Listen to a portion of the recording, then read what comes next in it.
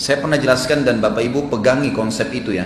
Sekarang mumpung Anda masih bisa bernafas, masih hidup, di muka bumi ini cuma ada dua jalan, nggak ada jalan yang ketiga. Tidak bisa disatukan dan harus clear, jelas keputusannya. Dari sekarang ambil keputusan. Jalannya Allah, pencipta langit dan bumi, dan la ilaha illallah. Nggak ada Tuhan yang berhak disembah kecuali Allah. Juru bicaranya siapa? Para nabi-nabi. Nabi-nabi mewariskan ilmunya kepada siapa? Para ulama. Ulama menyebar ilmunya dari para dai-dai. Hadirnya Anda di majelis ilmu seperti ini, saya atau bukan saya yang mengisi pengajian sama saja. Ini sekarang akan menuntun Anda ke jalannya siapa? Allah Azza wa Jalla. Anda akan tahu mana halal, mana haram, mana boleh, mana nggak boleh, mana yang diperintahkan wajib, mana yang sunnah, mana yang haram, mana yang makruh. Kemudian kita lakukan, jadikan itu sebagai prinsip hidup, meninggal masuk surga. Surga yang dijanjikan demi Allah bukan dongeng, tapi sebuah janji yang pasti. Bidadari lah, bidadara lah, pohon-pohonnya, makanannya, istananya, dan luar biasa. Intinya adalah itu jalan satu. Jalan yang kedua, jalan iblis, yang biasa diistilahkan dengan syaitan. Dan sudah pernah saya jelaskan, jin punya 3 golongan sebagaimana manusia 3 golongan. Ada yang beriman, jin beriman sama jin muslim, sama manusia muslim. Mukmin tidak akan mengganggu satu sama yang lain, tidak akan interaksi, tidak ketemu, tidak boleh makan, tidak boleh menikah, tidak boleh ngobrol, tidak boleh bertetangga, tidak ada urusan sama jin. Mereka beribadah sendiri. Dan dari 124.000 nabi, semuanya Allah utus dari manusia, nggak ada jin. Karena jin itu dibawa golongan manusia, dibawa kepemimpinan manusia. Jadi mereka hanya ikut saja dengan manusia. Makanya salah kalau ada manusia minta tolong sama jin. Itu ngawur, kebodohan bagi mereka.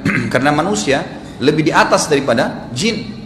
Tidak ada satupun dari manusia yang turun di sebuah tempat kecuali semua syaitan akan takut dengan dia. Semua syaitan. Syaitan itu akan berubah rasa takutnya, akan berani dengan manusia kalau manusianya yang takut. Dari golongan jin ada mukmin dan ada golongan yang fasik, muslim tapi banyak dosanya, dan juga ada jin yang kafir. Jin yang fasik dan kafir disatukan namanya syaitan. Semua syaitan pasti jin, tidak semua jin itu syaitan, karena di dalam golongan jin ada yang beriman. Pemimpin syaitan adalah iblis. Iblis ini punya ikrar. Pada saat dia berikrar kepada Allah, ya Allah panjangkan umur saya karena saya ingin menyesatkan nih manusia. Kenapa iblis mengatakan begitu? Dia benci pada Adam, padahal Adam gak pernah interaksi sama iblis. Iblis sudah ada sebelum Adam, jauh. Bahkan sebagian ulama ada yang menukil athar yang mengatakan iblis itu umurnya sudah ribuan tahun pada saat itu. Sudah tua, gitu kan? Hidup di muka bumi, tapi dia mau menjadi pemimpin para jin yang sudah hidup di muka bumi sebelum manusia.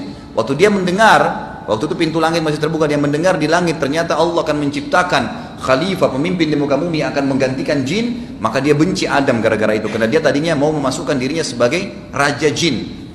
Kalau bukan karena takdir Allah umurnya dipanjangkan, maka mungkin sudah lama iblis dibunuh oleh para jin-jin mukmin.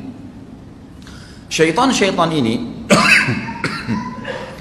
dipimpin oleh iblis, mau menyesatkan manusia, dan juru bicaranya mereka adalah dukun, peramal, penyamun, dan para ahli maksiat.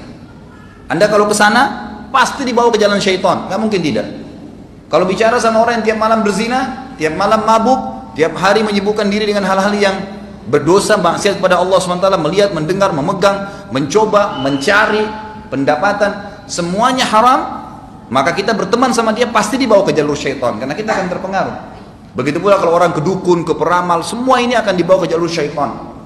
Dan sudah pernah saya jelaskan teman-teman sekalian, orang yang, semoga Allah berikan hidayah, orang yang menjabat menjadi dukun, peramal, penyamun ini sebenarnya orang yang tidak menyadari hakikat dia sebagai manusia.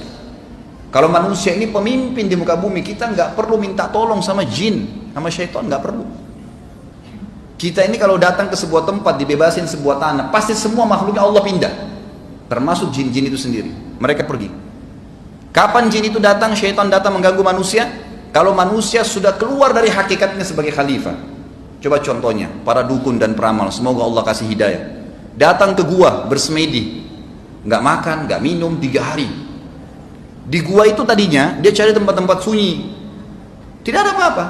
Yang jaga gunung, yang jaga lautan, yang turunkan hujan, yang gantikan siang malam, itu malaikat semua. Ada malaikatnya Allah di muka bumi menyebar di mana-mana.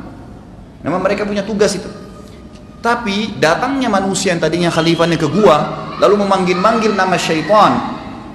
Wahai syaitan, apalah gundurwo, kuntilanak, apa saja nama dipanggil-panggil, syaitannya hari pertama nggak bakal muncul, mustahil. Antum kalau tanya dukun-dukun, dia akan bilang tidak mungkin di hari pertama sudah dengar suara. Nanti hari ketiga, nanti 1 minggu. Setelah syaitan pastikan, oh manusia ini benar-benar bodoh nih, takut dengan saya nih. Maka keluar suaranya, ya kamu mau apa?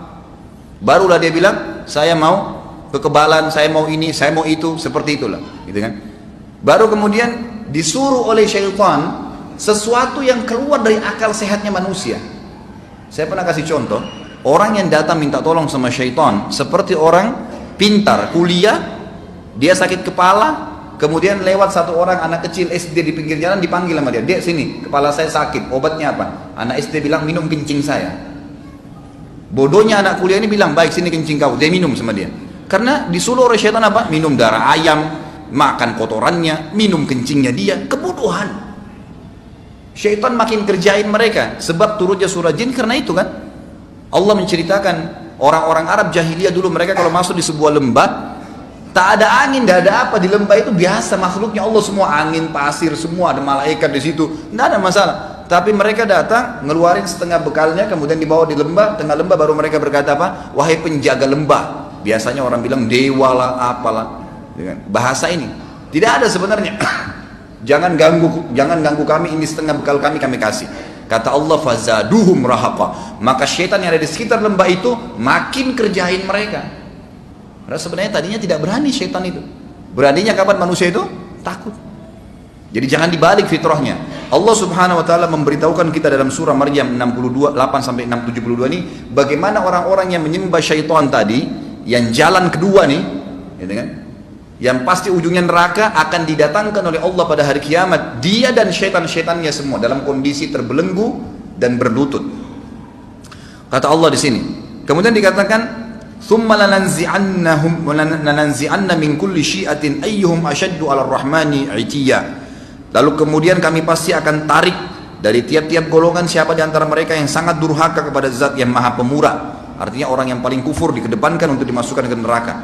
Thumma la nahnu a'lamu billadina hum awla biha siliyya. Kemudian kami sungguh lebih mengetahui orang-orang yang seharusnya dimasukkan ke dalam neraka. Wa in minkum illa wariduha kana ala rabbika hatman maqdiyya. Dan tidak ada seorang pun dari kalian melainkan pasti akan melewati neraka itu. Nanti akan saya jelaskan makna ini ya. Hal itu bagi Rabbmu adalah suatu kemestian yang ditetapkan. Thumma nunajjil ladzina taqaw wa nadhara adh-dhalimina fiha jithiyya. Lalu kemudian kami selamatkan orang yang bertakwa dan membiarkan orang-orang yang zalim dalam neraka dalam keadaan berlutut dan tersiksa.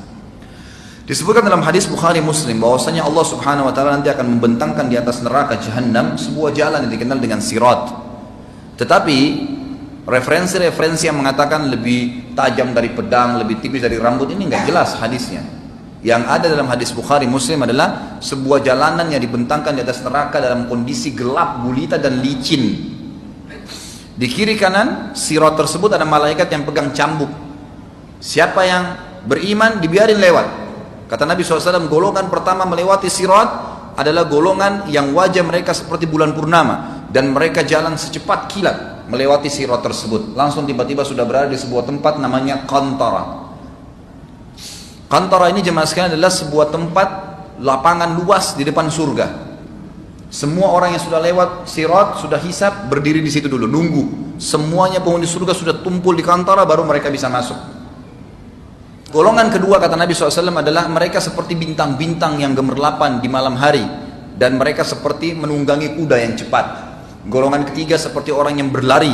Golongan keempat seperti orang yang berjalan cepat. Golongan kelima seperti orang yang berjalan sambil merangkak. Dan selain mereka yang akan masuk neraka akan dicambuk oleh malaikat di kiri kanan Sirat yang menjatuhkan mereka ke dalam api neraka.